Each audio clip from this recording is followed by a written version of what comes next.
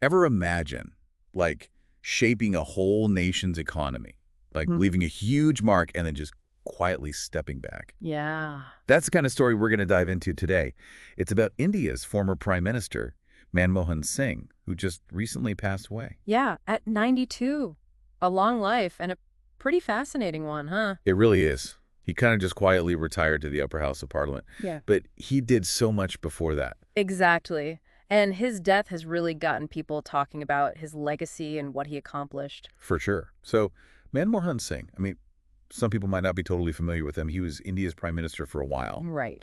But before that, he actually had this crazy long career in parliament. I mean, we're talking 33 years. Wow, that's a serious commitment to public service. Yeah, and he just retired from the Rajya Sabha, like the upper house, earlier this year, right? He did. But sadly, he passed away just last Thursday. He was admitted to the All India Institute of Medical Sciences in New Delhi. Yeah, his health had been declining for a bit. It's unfortunate. But even toward the end, you could tell he still held a lot of influence. Oh, absolutely. But, even with his political career and all, what really stands out is that he's considered, like, the architect of India's big economic reforms. Yeah, that's really what he's remembered for. It's pretty unique, right? You don't often see an economist rise to that level of political power. And do you actually make big changes? Totally. I mean, how often does that happen? Not very often at all. What's really interesting is how he was able to implement these sweeping changes back in the Oh, 1990s. right, the 90s. That was a tough time for India economically, wasn't it? It really was. They were facing a major crisis.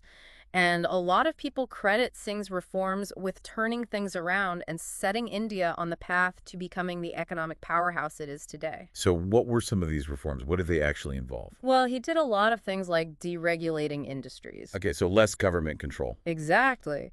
And then he reduced tariffs too, which made it easier for India to trade with other countries. Smart. Open up those markets. Yep.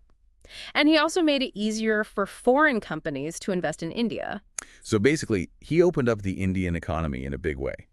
And that was a pretty dramatic shift from how things were before, right? It was. I mean, before that, India had a much more protectionist approach to its economy. They weren't as keen on foreign investment and all that. Right, right. I can only imagine that wasn't an easy thing to pull off. I mean, think about the political landscape back then. Was there a lot of pushback? Oh, definitely. I mean, India's a huge country. It's a massive democracy with so many different Just so viewpoints. many different interests at play. Exactly. And of course, not everyone was on board with these changes. But what's remarkable is that Singh was able to, build consensus. He managed to get people on the same page. Well, enough to actually get these reforms through. That takes some serious leadership skills, especially in a country as complex as India. For sure. And it's interesting to see how his legacy is being talked about now. We have all sorts of sources covering this from all sides of the political spectrum. That's right. There are left-leaning publications that are, praising his vision and what he accomplished. Makes sense. And then there are those on the right who, while they might not agree with everything he did, they still acknowledge the impact he had. That's pretty significant. Like, everyone agrees he made a difference. I think that really speaks to the kind of leader he was. He wasn't just a politician. He kind of transcended those typical political labels. Totally. So for our listeners out there, maybe some folks who aren't, like, deep into Indian politics, why should they care about this guy? What's the takeaway here? That's a good question. I think Singh's story is a powerful reminder that even one person, even in a system as vast as India's, can make a huge difference. It shows that individual action can matter Yeah. And I think it highlights how powerful ideas can be too. and the impact they can have on people's lives. Absolutely. Singh had this vision for a more open and prosperous India, and he actually made it happen, Even with all the pushback and challenges. even then. And I think that's what makes his stories so inspiring. It's about leadership, it's about having a vision, and it's about understanding the long-term consequences of decisions, especially policy decisions. Because those decisions stick around, don't they? Oh, they definitely do. They can shape the future of a country for decades. So Singh's life, Yeah.